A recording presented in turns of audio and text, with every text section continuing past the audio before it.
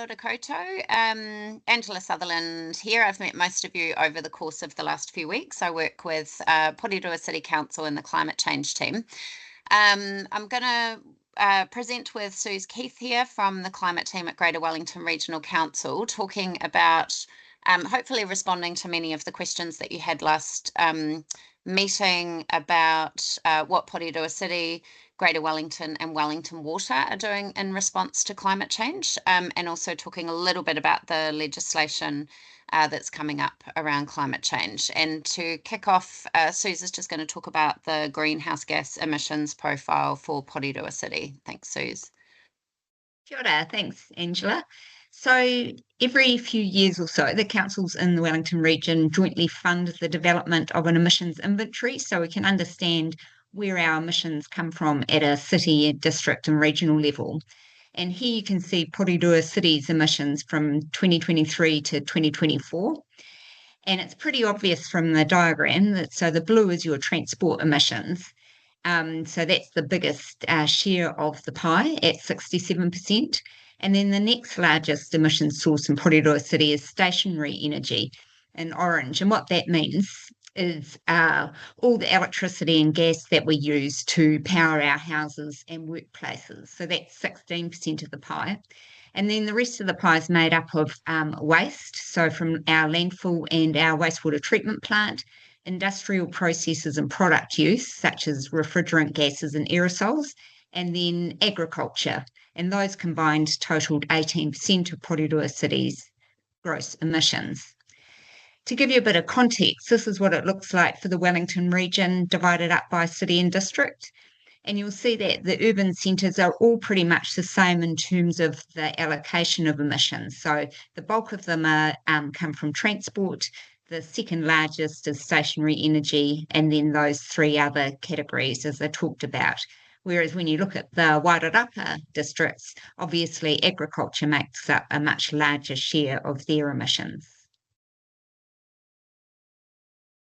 One of Regional Council's jobs is to help raise awareness of what the impacts of climate change are likely to mean for the Wellington region. And so we contract NIWA to do that work for us on a regular basis. So we're just going to play you a quick clip which looks at the climate projections for the west of the Tararua Ranges, which obviously includes Porirua City. The Wellington region is a vibrant and diverse area of New Zealand, with distinct climatic zones and landscapes. There are dense urban areas coexisting with native forests, lush regional parks, productive farmlands and sweeping coastlines. This is a region proud of its natural environment and rich heritage. Climate change is already happening in the area. In Wellington City, the average temperature is about 1 degree higher than 100 years ago. This recent warming has been caused by an increase in greenhouse gas concentrations in our atmosphere. These extra gas molecules cause more of the sun's radiation and heat to be pushed back down to Earth rather than escaping into space. Future changes to temperature, rainfall patterns, as well as sea level rise will have impacts on our communities, businesses, and natural environments. To understand these future changes, we focus on two different scenarios of greenhouse gas concentrations. One is a high emissions scenario where concentrations rise unabated. This high-risk scenario helps us understand the upper range of potential impacts. The other is a mid-range scenario where concentrations stabilise around 2060. Given we do not know which scenario will eventuate, it is important to understand and explore the risks.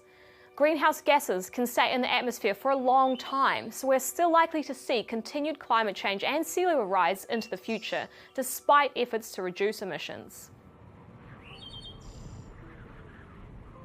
Increasing temperatures in the Wellington region mean that extreme heat will be more common. Western Wellington historically experiences up to 13 hot days per year. This is projected to increase by around 10 more hot days by the middle of the century under both scenarios, and increase by up to 20 more hot days by the end of the century under the mid-range scenario. If we place this projection next to the high-range scenario, we can see how great the difference is, an increase of up to 50 more hot days compared to present. These increases may be welcomed by those living in the capital's cooler maritime climate, and it could present opportunities for growth in the primary sector. However, the increase in hot days is also likely to place heat stress on livestock, contribute to a loss of biodiversity, and lead to increased energy use for cooling. Conversely, a warmer winter climate may help reduce energy consumption.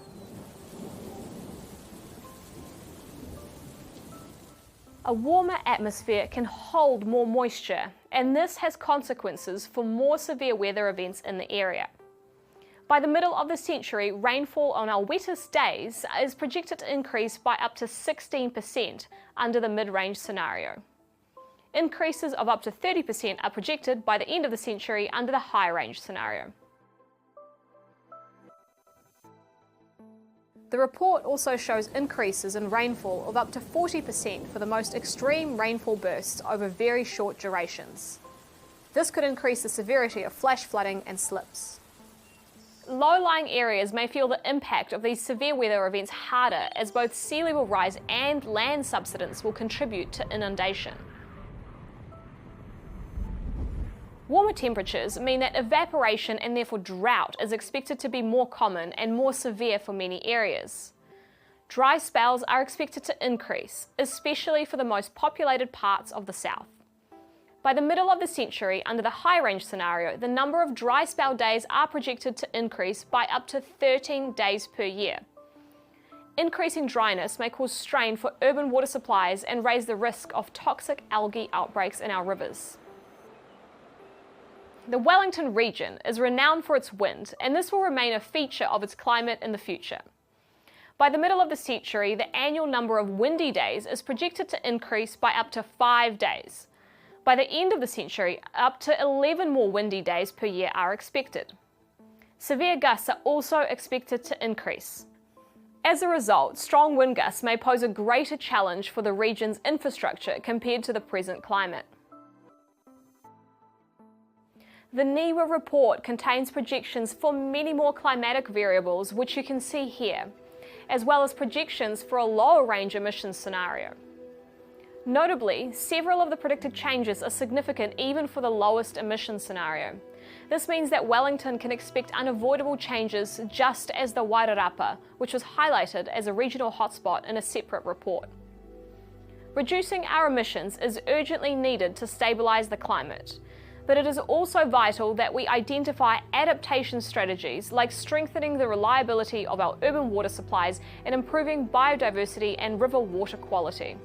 We're aware some mitigation and adaptation options can have negative impacts on biodiversity, such as planting exotic trees to offset emissions or building seawalls to combat sea level rise.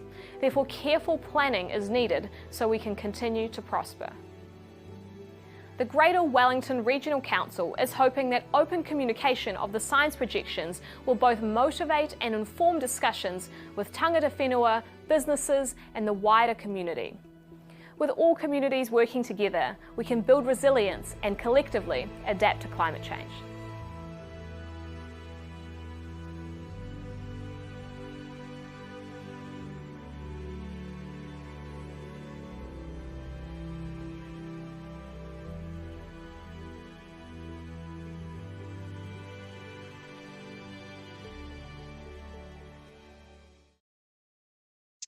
So Suze will talk a bit more in a moment about what Greater Wellington Regional Council is doing. In terms of Porirua City, I've listed a few things here that we're doing in response to the climate challenge.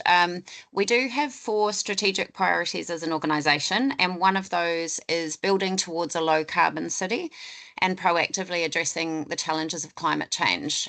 We have a climate change strategy which outlines some of the work that we're doing to address that strategic priority, and those sit across adaptation, so that's preparing our city and our council for the challenges we know are coming due to climate change, which we've heard a bit about in that presentation, reducing our council's emissions and working with our communities to reduce emissions across the city. We also have a number of actions that sit in our long-term plan for 24 to 34, and that includes work around emergency resilience and preparedness, working with remo riparian planting, so that's planting along our streams and harbour, revegetation, working on making sure that people aren't building in areas that are prone to climate-related or other natural hazards. We're looking at moving away from coal-fired power towards electric, transitioning our vehicle fleet to electric vehicles, waste minimisation projects, and looking at working with Wellington Water to transition towards the Water Done Well program and the new entity. In terms of the work that I'm leading on adaptation, I've been working really closely with Wellington Water on this work as we work through phase 1 of the adaptation program, which is essentially about understanding what's the impact of climate hazards, in particular sea level rise and flooding, on council's own assets. So that's our roads, our drinking water, our wastewater, our stormwater, and our parks and our properties. I'm presenting to council next week on the 13th of March on phase 1 of that program, and you're very welcome to join that meeting. And that will talk about the work that we've done with our asset managers to look at how vulnerable some of those assets and infrastructure are to climate hazards. Part of our adaptation program is also about looking for or waiting for government direction on adaptation. And there was a question last week about central governments, about the legislation around climate change. That's the climate adaptation framework, which the government's committed to pushing out in 2025, so later this year. And some of the key areas that they have talked about addressing in the climate adaptation framework include incentivizing people to manage their own risk by providing better access to data and information, providing clarity on the roles and responsibilities of various agencies and the community around adaptation, and providing some principles around how those costs will be shared across different agencies.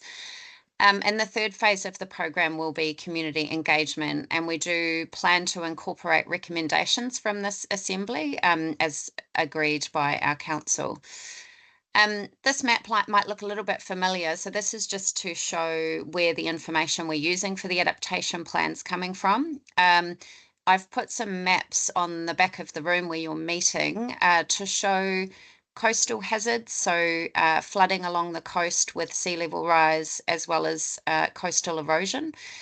We're using one projection for sea level rise through till the year 2120, which is that we may see 1 metre of sea level rise by that time. And so that's what we have been planning for. And if we think about this in relation to the phase 1 of the adaptation work, so what's the impact of these hazards on our own assets, we can see for the Central Business District, which is in this map, in Takapuwahia, that we've got a number of coastal roads that are at risk of flooding from the coast with sea level rise. And those roads also protect a whole bunch of services that we rely on, like sewerage systems. So the pipes are under the road, telecommunications, and power. And so part of the adaptation work will be about working with Wellington Water and with other agencies and with the community to decide what we do in response to some of the risks that we've identified. Over to you, Suze. Thanks, Angela. So in terms of what Greater Wellington Regional Council is doing about climate change, it was about the time of the 2019 School Strike for Climate that Greater Wellington Regional Council declared a climate emergency. And while a lot of our BAU work is either affected by climate change or impacts climate change, this decision sought a step change in our council's response. It really became a turning point for GW's response to climate change. And this has been reinforced through our 2024 to 2034 10-year budget, which has the cross-organisational strategic focus area of leading action for climate resilience and emissions reduction. In terms of our planning for Porirua specifically, our proposed annual plan, which is available on our website, details the activities which we have planned for Porirua City. For example, our pest management plans will need to reflect a changing climate and changes in pest species. Our work with Ngāti Toa on the Porirua Harbour Accord will need to take into account climate impacts, and many more are on this list, which I won't read out now. Just to talk to a couple of examples, one is our recloaking Papa Tuanuku project that's taking place in our regional parks, including Belmont Regional Park. So this project will see grazing retired over time and the acceleration of restoration of the indigenous biodiversity in the park. And this is an example of climate action because not only does it protect and restore the natural environment, it makes the land more resilient to the impacts of climate change, reduces the emissions from the livestock, and increases the amount of sequestration or carbon absorption of the plantings. A second example is in the public transport service. So not only are we progressing the electrification of our buses, and remembering that Porirua City's main source of emissions came from transport, the better our public transport services, the easier it is for people to switch from private cars to catching the bus and train. We're also progressing the Lower North Island Rail Integrated Mobility Program, which will replace the ageing trains on the Manawatu line with much more efficient and so less emissions hungry hybrid trains. So that's just a couple of examples of activities that Greater Wellington is leading, which help all of us deal with the problem of climate change. For those of you who want to know more, Angela and I have put together a reference document with heaps more information for you, and we're really grateful for the opportunity to support your work on the Porirua Assembly and look forward to receiving your recommendations. Kia ora. Kia ora.